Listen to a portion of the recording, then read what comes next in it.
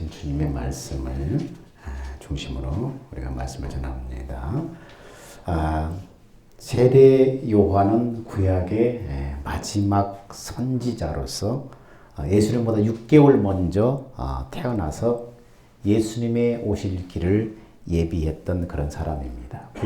구약 성경에서부터 이미 예언된 사람, 주님의 오실 길을 미리 와서 예비한 사람으로 그렇게 구약 성경에 예언이 되어 있습니다. 그 예언의 말씀대로 세례 요한이 이제 예수님보다 먼저 태어나셔서 주님의 오실 길을 예비합니다.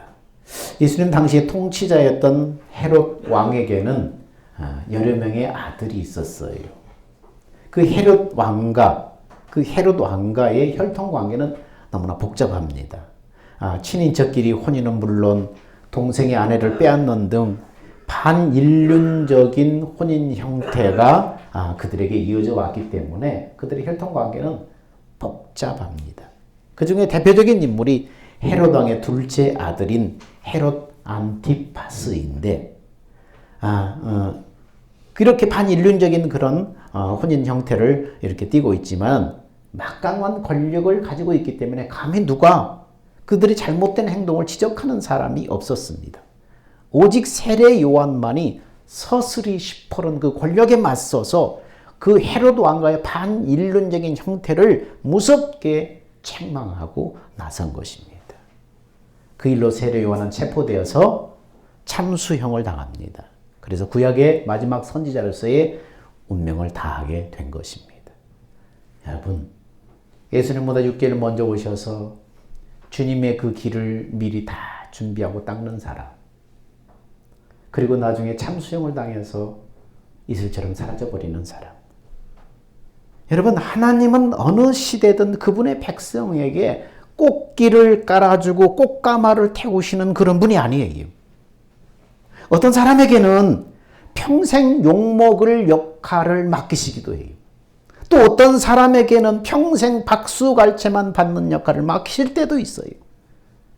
그러면 누구 역할이 나온 거예요? 그것은 전적으로 하나님의 시각에서 판단해야 할 일입니다. 세례 요한은 광야에서 초라하게 살면서 자신의 사명을 다하고 끝낸 참수형으로 생을 마감했어요. 자신의 사명을 멋지게 감당하다가 하나님 품으로 간 거예요. 그것이 하나님께서 그에게 부여하신 인생이에요. 그리고 그 뒤를 이어서 예수님이 드디어 역사의 전면에 등장하시는 것입니다. 그렇습니다, 여러분. 우리 눈에 보이는 게 다가 아니에요. 하나님께서 각 사람에게 맡기신 역할들이 있어요. 그 사명을 감당하다가 주님 앞에 서는 거예요. 인간의 눈으로 이것이 잘됐다, 저것이 못됐다, 실패했다, 성공했다 판단할 수 없는 거예요. 그건 인간의 관점이에요. 예수님이 오실 길을 예비하면서 사람들에게 회개의 세례를 전파하시면서 예수님의 오실 길을 준비했습니다. 그리고 예수님이 역사의 전면에 등장하시자 그는 그 전에 이미 역사에서 사라집니다. 예수님이 사역을 시작하시면서 처음으로 방문하신 곳이 어디입니까? 갈릴리예요. 가난하고 초라한 달동네 같은 그 갈릴리에서 예수님의 공생애를 이제 시작하신 것입니다. 그리고 훗날 예수님의 부활하셔서 처음 방문하신 곳도 바로 갈릴리였어요. 그만큼 갈릴리는 성경 전체에서 예수님의 주된 사역지였습니다. 그래서 마가복음 1장 14절에 요한이 잡힌 후에 예수께서 갈릴리에 오셔서 하나님 나라의 복음을 전파하여 이렇게 말하고 있습니다. 여러분, 이 말씀을 잘 보면은 요한이 잡힌 후에 예수께서 갈릴리에 오셔서 하나님의 복음을 전파하여 이렇게 말하고 있습니다. 여러분, 그냥 복음을 전파해서 이렇게 말해도 될 것을 왜 구태여 하나님의 복음이라고 꼭 집어서 말을 했을까요? 여기에 숨겨진 의도가 있는 거예요. 우리가 성경을 읽을 때 우리는 어디에 집중해야 돼요? 하나님의 마음에 주목을 해야 돼요. 하나님의 의도가 무엇인가를 집중하면서 성경을 한 단어 한 단어 읽어야 되는 거예요. 그냥 무심코 읽는 것이 아니라 왜 그 뜻 속에는 다 하나하나에는 이 의미가 있기 때문에 그래서 하나님의 마음에 집중하면서 하나님의 심정에 집중하면서 하나님의 의도가 무엇인가에 집중하면서 생각이 읽는 거예요. 여러분 다 첫사랑을 해봤겠죠? 사랑하는 사람이 이제 연애 편지를 보내오면 어떻습니까? 그 편지를 읽으면서 잊고 또 잊고 읽고 또 읽으면서 뭘 읽으래요? 그 행간 속에 담긴 의미를 찾으려고 하지 않아요? 나를 좋아한다는 얘기인가? 아직 한번 고려해 보겠다는 얘기인가? 뭐야 이게? 하면서 그 편지 속에 담긴 의미를 어떻습니까? 계속 낮이나 밤이나 읽고 주야로 묵상하잖아요. 아, 이게 무슨 의미지? 이 속에 무슨 의미가 마음에 들어있지? 묵상하잖아요. 근데 성경은 그 이상의 책이라는 거예요. 단어 하나, 문장 하나에도 하나님의 깊은 뜻이 숨어 있어요. 마가복음을 쓸 당시에 복음은 기독교에서만 통용되는 그런 단어가 아니었어요. 복음이라는 것은 원래 황제의 명령을 뜻하는 유앙겔리온이라는 그러한 단어입니다. 그 당시에 로마 시민들은 이 유앙겔리온, 이 복음을 로마 황제의 명령으로 인식을 하고 있었어요. 즉 그들에게 이 유앙겔리온, 복음은 기쁜 소식은 뭡니까? 유앙겔리온은 이 복음이라는 것은 뭡니까? 기쁜 소식이잖아요. 그들이 기쁜 소식으로 인식했던 로마 황제의 명령은 뭐냐? 크게 두 가지로 나누는데 첫 번째는 그들은 식민지의 세금을 부과하라는 명령을 복음으로 여겼어요. 기쁜 소식으로 여겼다는 거예요. 왜요? 당시 로마는 온 세상을 상대로 벌인 전쟁에서 늘 승리했고 그때마다 식민지에 어마어마한 세금을 부과했습니다. 여러분 로마 시민의 입장에서 그건 뭡니까? 기쁜 소식이에요. 복음이에요. 왜요? 그만큼 그들의 수입이 늘어나기 때문에 그것은 기쁜 소식이었어요. 그런데 식민지 국민들의 입장에서는 어떻습니까? 그것은 복음일 수가 없어요. 그것은 기쁜 소식일 수가 없어요. 착취를 당하는 일이기 때문에. 두 번째, 어떤 것을 그들은 복음으로 여겼는가? 로마 시민들은 군대를 파견하고 황제의 소식을 알리기 위해서 도로를 닦아라 하는 명령을 그들은 복음으로 여겼어요. 기쁜 소식, 뉴스로 여겼습니다. 왜요? 새 도로가 닦여진다는 것은 로마의 영토가 그만큼 확장된다는 것을 의미하기 때문에 그들에게는 복음, 그들에게는 기쁜 소식이었어요. 로마는 온 세상을 향해서 황제의 명령은 온 천하에 평화를 가져다 준다라고 선포했는데 그러나 이것은 인간이 만든 평화, 인간이 만든 소식, 인간이 만든 복음에 불과했다는 것입니다. 온 인류가 공감할 수 있는 복음이 아니라 그것은 철저하게 로마 중심의 복음, 그들만의 복음, 그들에게만 기쁜 소식이라는 거예요. 오늘날에도 이런 반쪽짜리 복음이 우리의 길을 속이고 있습니다. 여러분 우리 주변에. 반면에 예수님이 전하신 복음은 어떻습니까? 그들만의 복음이 아니에요. 예수님이 전해주신 이 기쁜 소식은 뭡니까? 만민에게 망한민에게 구원을 가져온다는 그 구원의 소식을 전하는 하나님 나라의 복음이었다는 거예요. 하나님 나라의 기쁜 소식이었다는 거예요. 이 복음이라는 이 두 글자에다 우리 함몰되지 말아야 돼요. 복음이라는 것이 뭐예요? 기쁜 소식이라는 거예요. 하나님 나라의 기쁜 소식, 모든 만민에게 구원을 준다는 하나님의 나라의 기쁜 소식. 그래서 그냥 복음이 아니라 정확하게 하나님 나라의 기쁜 소식, 하나님의 기쁜 소식. 그래서 그것을 하나님의 복음, 하나님 나라의 복음이라고 기록하고 있는 것입니다. 영생하시는 하나님. 하나님은 영생하시는 하나님이에요. 영원 복락의 삶이 시작되는 하나님의 나라에 대한 소식. 그게 하나님의 복음, 하나님 나라의 복음이었어요. 그래서 1장 14절에 예수께서 갈릴리에 오셔서 하나님의 복음을 전파하여. 그 말은 뭐예요? 예수께서 갈릴리에 오셔서 하나님의 기쁜 소식을 전파하여. 그러니까 복음이란 말은 어떻습니까? 기쁜 소식이라는 거예요. 하나님의 기쁜 소식을 전파했다는 거예요. 그러면 하나님의 기쁜 소식이 뭔가를 알아야 되잖아요. 근데 그 뭔가를 알려고 하지 않고 그 복음 두 글자만 그냥 붙잡는 거예요. 여기서 하나님의 복음을 전파하다라는 동사의 원문에는 설교하다라는 케로소라는 단어가 쓰여 있는데, 다시 말해서 예수님이 하나님의 나라에 대해서 가르치고 설교했다, 그런 의미입니다. 예수님이 가르치고 설교해 주신 내용이 뭐예요? 하나님의 나라였어요. 성경에 가르치고 설교할 때 언제나 핵심은 하나님의 나라가 돼야 돼요.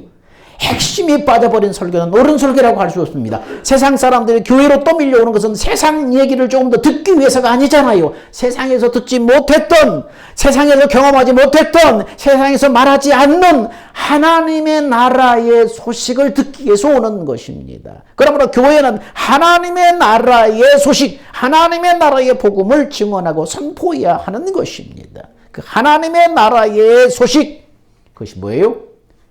하나님의 약속이, 하나님의 이런 약속을 우리한테 주셨다. 그 약속이 복음의 내용이에요.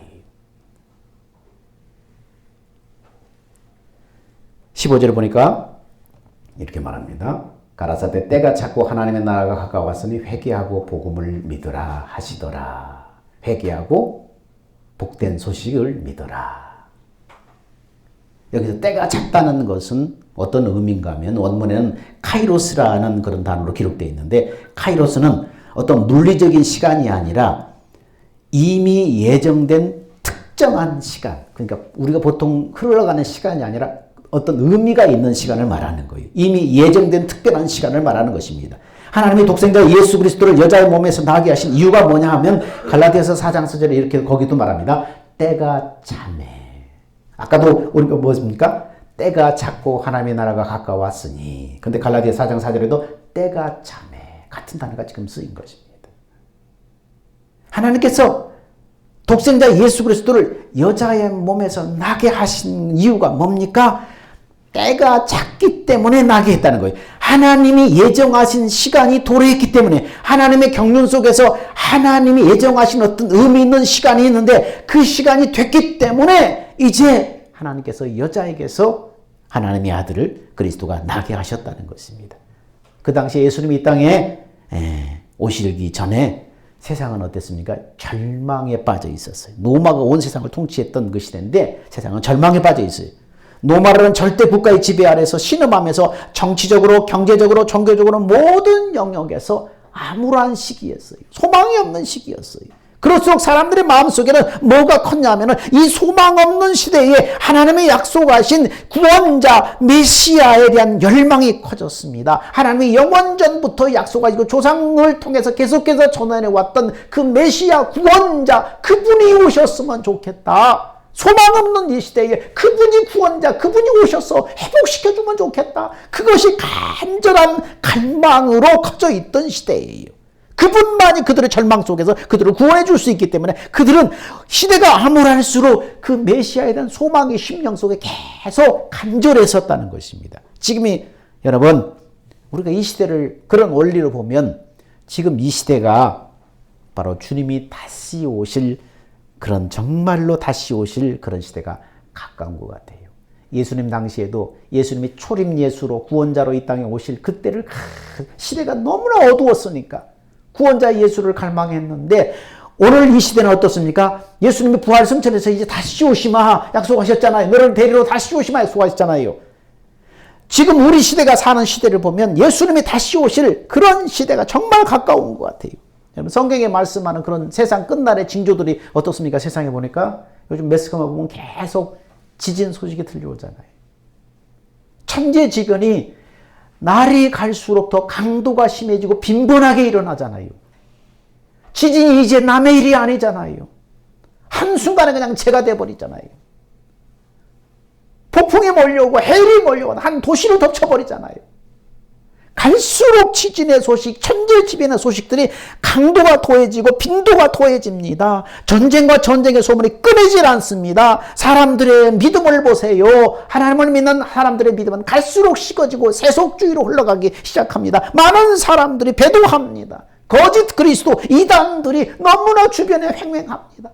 사람들의 윤리 도덕적으로 너무나 타락해져 가고 있습니다. 세상 끝날의 징조들이 얼마나 우리 주변에 팽배한지 몰라요. 동성애가 대놓고 인정해달라고 시내로 활보하고 축제를 벌이지 않는가? 교과서에 이런 동성애 교육을 시키지 않는가? 세상 끝날 그런 징조들, 예수님이 다시 오실 그 시간이 정말로 가까우는 것 같아요. 그러므로 우리는 예수님이 다시 오실 그날에 집중하며 살아야 돼요.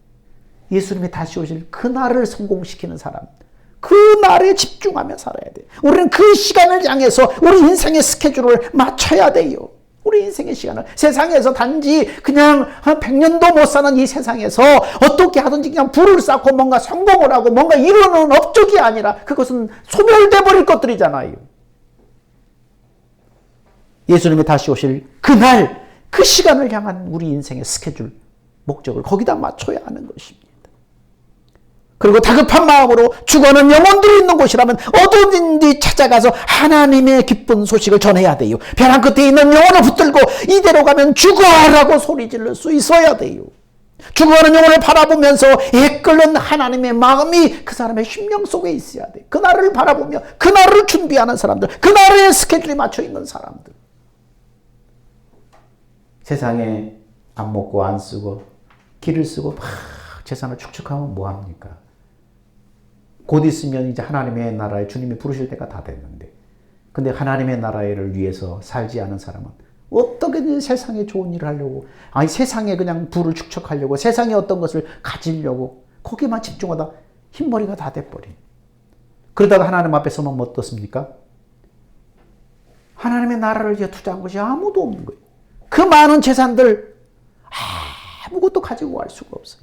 하나님의 나라를 위해서 투자한 것만 하나님의 나라에서 여러분 보상으로 받을 수 있는 거예요. 재산 길을 쓰고 안 먹고 애쓰고 모아놓지만 나중에 죽고 나면 어떻습니까? 자손들이 물고 뜯는 싸움밖에 일어나지 않아요. 이 땅에서 하나님의 나라 그 나라를 성공시켜서 살지 않고 이 땅의 채물과 이 땅의 성공과 이 땅의 부귀를 위해서 살면은 여러분 하나님 앞에서는 그날 아무것도 가지고지 못할 뿐 아니라 그렇게 내 자녀들의 이 재산을 통해서 좀 부유하게 살았으면 안정되게 살았으면 하는 것들이 하나도 이루어지지 않아요. 오히려 원수가 되어버려요. 그러므로 그 시간을 향한 우리 인생의 스케줄을 마치고 그날에 집중하며 살아야 됩니다. 그날에 성공시켜서 살아야 돼요. 그래서 15절에 때가 참에라는 이 원문에서 여기는 보면 과거 완료형과 미완료형으로 이중적으로 두 가지가 쓰여 있어요. 왜입니까? 하나님의 나라를 이미 받아들인 사람이 있는가 하면 아직도 그렇지 않은 사람이 같이 섞여 있기 때문에 그래서 이중적으로 쓰여 있습니다. 오늘날 우리는 복음이 희석된 그런 시대에 살아가고 있습니다. 마치 이 하나님의 나라의 소식이 복음이 나이론처럼 제멋대로 변화 가능한 것처럼 그렇게 돼버렸어요. 나이론의 특징이 뭡니까? 잘 늘어나는 거잖아요. 근데 제멋대로 신앙생활 하는 사람을 가르쳐서 뭐라고 그래? 그래서 나이롱 신자라고 하잖아. 나이롱 신자. 제멋대로. 그냥 이 말씀도 말씀대로 안 믿는 것이 아니라 그냥 자기 기준에 맞춰서 말씀을 믿으려고 하는 거예요. 그래서 뭐라고 그래요? 내가 복음, 내가 복음이라고 그래요. 복음은요, 변화될 수도 희석될 수도 없는 거예요. 하나님의 나라의 소식, 우리에게 약속하신 복음은 내 기준에 맞춰서 해석하고 내 기준에 맞춰서 그렇게 변화될 수 있는 게 아니에요. 그러므로 이 땅의 교회와 그리스도인은 정말로 이 주님 오실 날이 너무나 가까운 이 시대에 이 거룩과 이 성결을 회복해야 돼요. 여러분, 하나님은 우리를 사랑하십니다. 우리 인생을 향한 놀라운 계획을 가지고 계십니다. 그 하나님을 믿으면 영혼이 잘된 같이 범사가 잘되고 육체가 강건한다고 하나님 말씀합니다. 하지만 기독교 핵심 가치는 이 모든 것을 더 뛰어넘어 천국 복음과 함께 고난을 받는 거예요. 복음을 위해서 고난을 받는 거예요. 천국 복음과 함께 고난을 받는다는 건 뭐예요? 그날을 준비하는 사람들이에요. 그래서 성경은 뭐라고 말합니까? 자,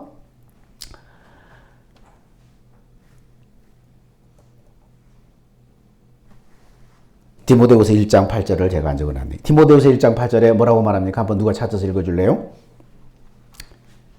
기독교의 핵심 가치는 이 땅에서 잘 먹고 잘 사는 것이 아니에요. 디모데후서 1장 8절에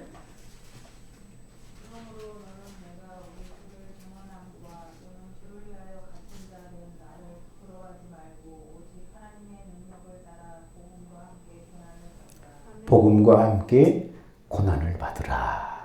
그날을 위해서 복음과 함께 고난을 받으라. 하나님의 이 복된 소식을 증거하고 전하기 위해서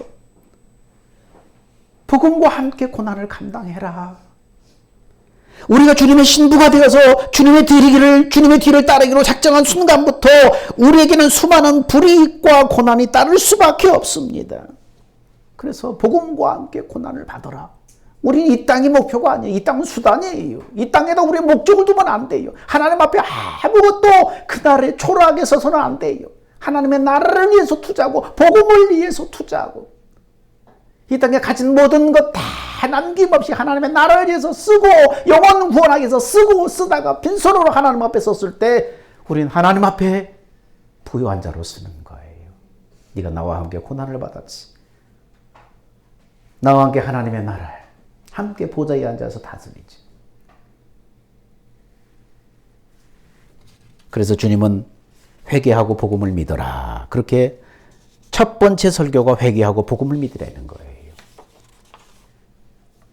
마태복음 1장 16절 20절에 보니까 예수님께서 갈릴리 해변에 지나가시다가 우리 한번 1장 16절 우리 같이 한번 쭉 읽어볼까요? 자, 16절부터 시작. 갈릴리 해변으로 지나가시다가 시몬과 그 형제 안드레가 바다에 그물 던지는 것을 보고 저희는 어부라. 예수께서 가라사대 나를 따라오너라. 내가 너로 사람을 낚는 어부가 되게 하리라 하시니 곧 그물을 버려두고 쫓으니라.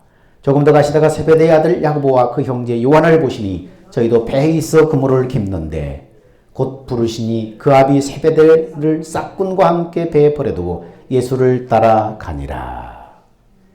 예수님이 이 땅에 오신 이유는 하나님의 나라의 소식, 천국 복음을 전하기 위함입니다.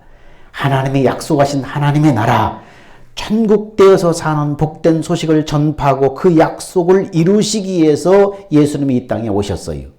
근데 예수님이 이 땅에 오셔서 그 사역들을 하시는데 항상 사람을 통해서 일을 하셔요. 하나님은 말씀으로 해와 달을 만들고 천지를 지으셨지만은 그럼에도 하나님은 그분의 나라를 확정하고 그분의 나라를 이루어가는데 항상 사람을 준비시키고 그를 통해서 하나님이 일하셔요. 그래서 예수님의 공생애를 시작하면서 가장 먼저 한 일이 뭡니까? 교회의 기초가 될 12제자를 부르시고 그들을 가르치시는 거예요. 이 땅에 교회가 설립된 가장 중요한 목적은 뭡니까? 천국 복음을 전파하는 것입니다. 복음이 무엇인지를 알게 하고 그 복음을 전파하고 그 복음으로 살아내는 사람들, 그런 사람들을 만들어내는 것입니다. 1장 17절에 예수님께서 이렇게 얘기합니다. 예수께서 가라사대 나를 따라오라. 내가 너로 사람을 낚는 어부가 되게 하리라. 나를 따라오너라. 원문에 보면 이 나를 따라오라 이 단어가 대문자로 쓰였어요. 쭉 말씀을 기록하다가 여기는 뭡니까? 나를 따라오라는 대문자로 굵직하게 대문자로 쓰여 있어요. 뭔 말이에요? 너무 중요하기 때문에 지금 강조하는 구절이기 때문에 그렇게 쓴 거예요. 예수님께 제자들에게 나를 따라오너라 요청하시면서 너희로 사람 낚는 어부가 되게 할 것이다. 그렇게 주님이 약속하십니다. 그런데 예수님의 부르심은 어디에서 일어났는가가 중요해요. 예수님께서 제자들을 부르실 때 어디에서 그들을 부르셨어요? 그들이 일하는 현장, 삶의 현장, 바로 어부 역할을 다하던 그곳에서 예수님이 그들을 불렀다는 거예요. 콜링을 했다는 거예요. 소명을 했다는 거예요. 예수님의 부르심을 그래서 보통 우리는 콜링, 소명이라고 그래요. 소명. 불렀다. 예수님은 제자들을 부르실 때에 그들의 직업이 바뀔 것이라고 말씀하지 않았어요. 그들이 어부라는 사실은 예수님의 부르심 뒤에도 여전히 변하지 않았어요. 대신 그들은 물고기가 아닌 사람을 낚는 어부가 되었다는 거예요. 그들은 직업은 바뀌지 않았어요. 예수님의 부르심은 지금이나 그때나 동일하게 우리의 삶의 현장에서 일어난다는 거예요. 교사는 학교에서, 방송인은 방송국에서, 주부는 가정에서 그 부르심을 경험하게 된다는 거예요. 그곳에서 하나님의 나라의 복음으로 섬겨서 복음을 전하고 어찌든지 살려내서 하나 되게 하라. 예수님이 그렇게 우리를 부르시는 거예요. 삶의 현장 그곳에서 부르시는 거예요. 그 일을 통로로, 그곳을 통로로 해서 복음을 전해서 섬겨서 살려서 하나 만들어라. 그런 의미에서 우리의 살아가는 삶의 현장이 뭡니까? 새로운 소명의 현장이라는 거예요. 새로운 콜링의 현장이라는 거예요.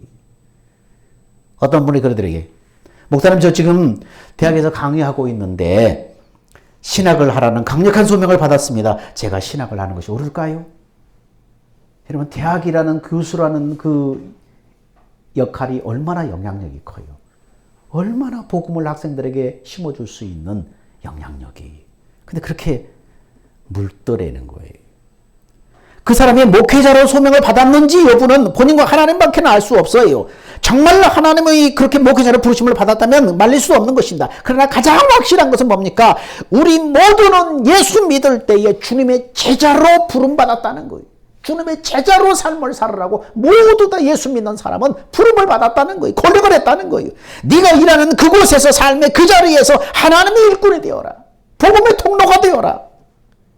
여러분, 삶의 현장에서 하나님의 일을 하는 것입니다. 그러나 지금까지 의미가 달라졌어요. 같은 일을 하지만은, 같은 역할을 하지만은 이제 의미가 달라진 거예요. 하나님의 콜링을 경험한 순간, 그때부터 어떻습니까? 지금까지 내가 삶의 현장에서, 내가 일하는 일터에서 그냥 밥벌이로 일을 했다면, 이제는 내가 일하는 이 일이 뭡니까? 복음의 통로, 사람을 낚는 어부 되라는 것입니다. 그 일을 통해서 복음의 통로가 되라는 거예요. 예수님이 이 땅에 오신 것은 이 천국 복음을 전하기 위해잖아요. 그 천국 복음을 전하기 위해서는 삶의 현장이 필요하잖아요. 깊은 산속에 혼자 들어가서 그곳에서 복음을 전할 수는 없는 거잖아요. 그래서 삶의 현장 그곳에서 하나님의 콜링이 있는 거예요. 여러분이 일하는 일터 그곳이 하나님의 콜링 현장이에요. 그를 통해서 복음의 통로가 되어라. 그런데 이 사명을, 제자의 이 사명을 잘 감당하려면은, 예수님의 부르심을 받은 제자로 사명을 감당하려면 반드시 갖춰야 될 조건이 있습니다. 자, 그것이 무엇입니까? 같이 읽습니다. 다시. 곧 그물을 버려두고 쫓으니라. 제자들이 사도로 부름을 받고서 자신의 그물을 버리는 과정을 겪습니다. 부름을 받은 자는 버려야 돼요. 버리지 않고는 부르심을 따를 수가 없어요. 뜻을 정한 사람은 반드시 내려놓아야 돼요. 움켜쥔 채로 주님의 뜻을 따를 수는 없는 거예요. 그래서 사도 바울은 쫓아가노라, 달려가노라 이런 말을 즐기 썼습니다. 이 말은 무슨 말입니까? 내가 더 좋은 것을 위해서 지금의 이익을 내려놓는다는 거예요. 더 가치 있는 것을 위해서 지금의 이익을 내려놓는다. 사도 바울처럼 우리는 그래서 날마다 내려놓는 연습을 해야 돼. 더 귀한 것, 더 좋은 가치, 영원한 가치를 위해서 지금 우리 손에 움켜진 것을 계속 내려놓는 연습을 해야 된다는 것입니다. 더 좋은 가치를 위해서. 회사의 사장님이라면 어떻습니까? 더 좋은 가치를 위해서 과도한 이익을 줄이는 거예요. 좀 덜 보는 거예요. 덜 버는 거예요. 그리고 그것을 위해서 어디다 쓰는 거예요? 복음을 위해서 쓰는 거예요. 섬겨서 복음이 들어가게 만들고 살려내서 어떤지 예수의 생명으로 하나 되게 만드는 거. 이 복음 증거하는 일에 쓰는 거예요. 그게 사람을 낚는 노부예요. 그러니까 직업을 그만두고 바꾸라는 얘기가 아니잖아요. 다 신학하라는 얘기가 아니잖아요. 전부 목회자 되라는 얘기가 아니잖아요. 그곳에서 네가 좀 손해보고 네가 희생을 감당하면서 섬겨라. 복음을 전해라. 살려라. 더 좋은 가치, 영원한 가치가 뭐예요? 그것을 위해서 그렇게 좀 덜 손해보고, 좀 손해보고, 네가 희생하고. 좋은 가치가 뭡니까? 영원한 가치가 뭡니까? 영생의 소망을 인함이라. 이 영생은 거짓이 없으신 하나님의 영원한 때 전부터 약속하신 것인데.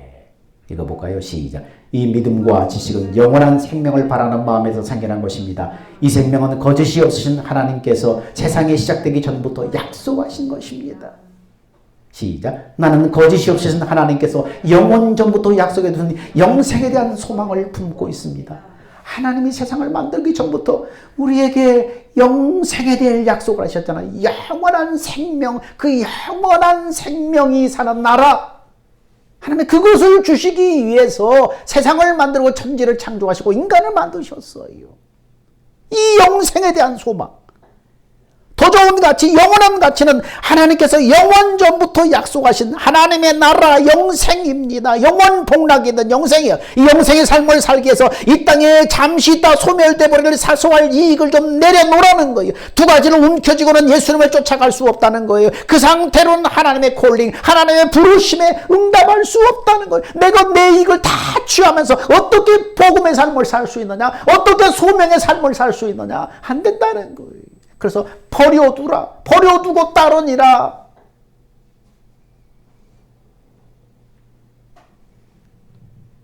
그래서 복음을 따라 사는 예수 뒤를 따라가는 사람들은 어떻습니까? 손해보는 거예요. 내가 몸을 더 쓰고 희생하는 거예요. 베푸는 거예요. 움켜쥐려고, 대접받으려고, 사람들에게 높임받으려고, 이 모든 것은 뭡니까? 이 세상의 것이잖아요. 소멸되어 버릴 것이잖아요. 하나님의 나라에 아무것도 찾을 것이 없잖아요. 그러나 주님의 마음을 품고 좀 희생하고 섬기고 베풀고 위로하고 이거 다 감수하는 거잖아요. 희생하는 거잖아요. 그것만이 하나님의 나라에서 내가 찾을 수 있는 거예요. 영광으로 하나님이 보답하시는 거예요. 그것만 하나님의 나라에 가지고 갈 수 있는 거예요. 그 영원한 가치를 위해서 살라는 거예요. 그 나라는 우리의 생각 속에 있는 나라가 아니에요. 실존하는 나라예요. 눈에 보이는 세상이 다가 아니라니까요.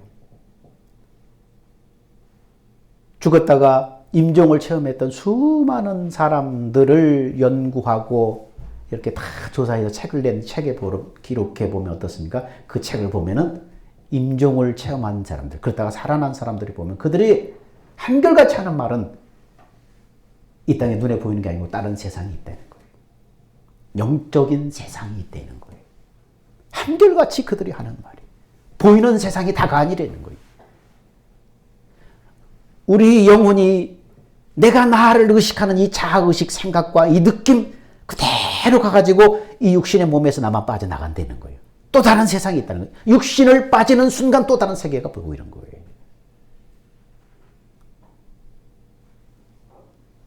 눈에 보이는 세계가 다가 아닙니다. 하나님은 이 땅에 100년 남짓 살다가 끝내버리 소멸돼버릴 인생으로 우리를 만들지 않았어요.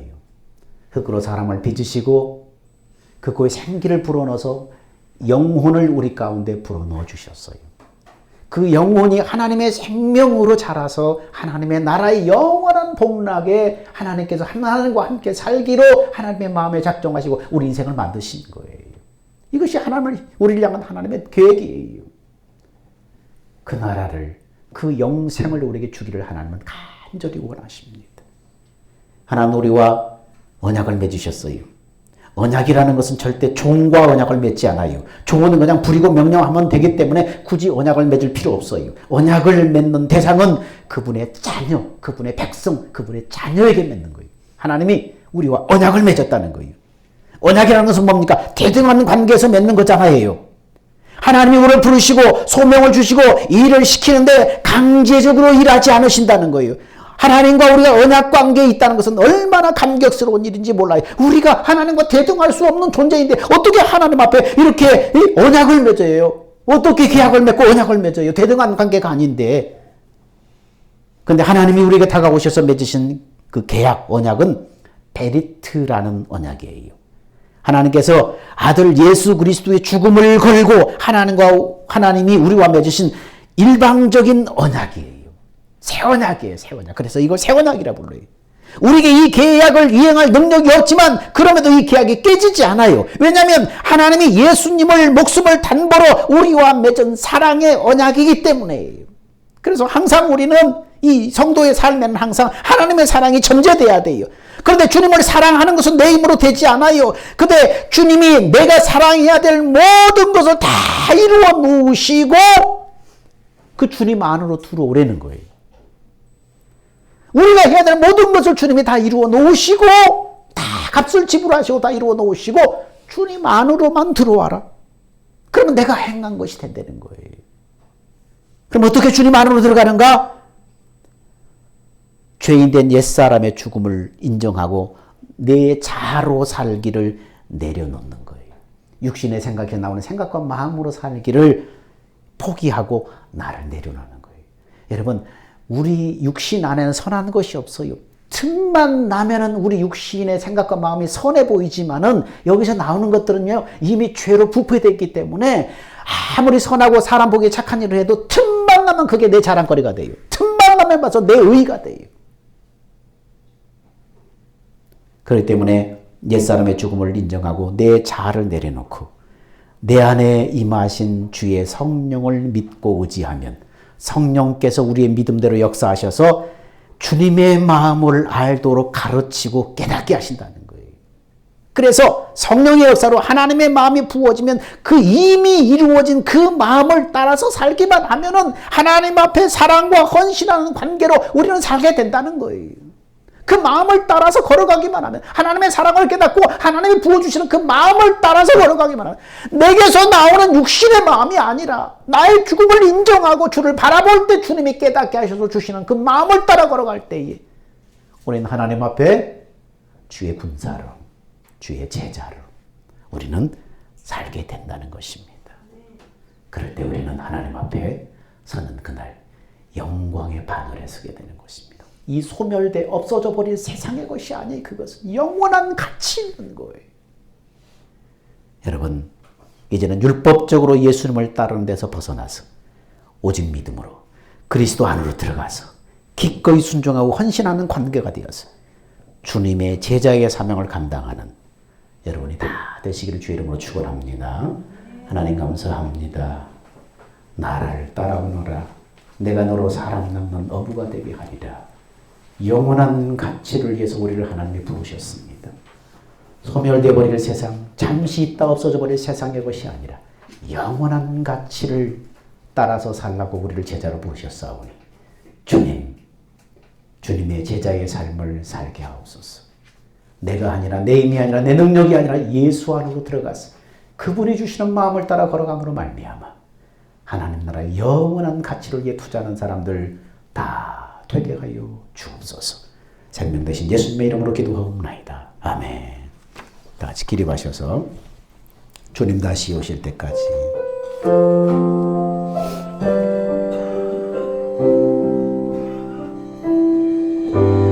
주님 다시 오실 때까지 나는 이 길을 가리라. 좁은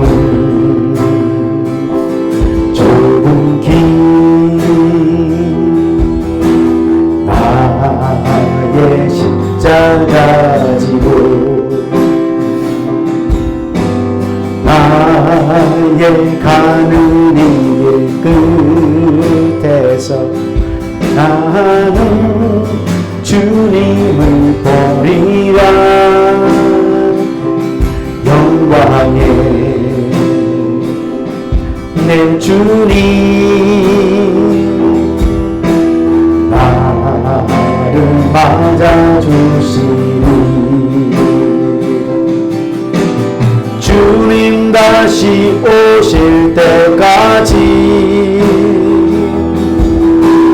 나는 일어나 달려가리라. 주의 영광 온 땅 덮을 때 나는 일어나 노래하리. 내 사모하는 전에 온 세상 구주시로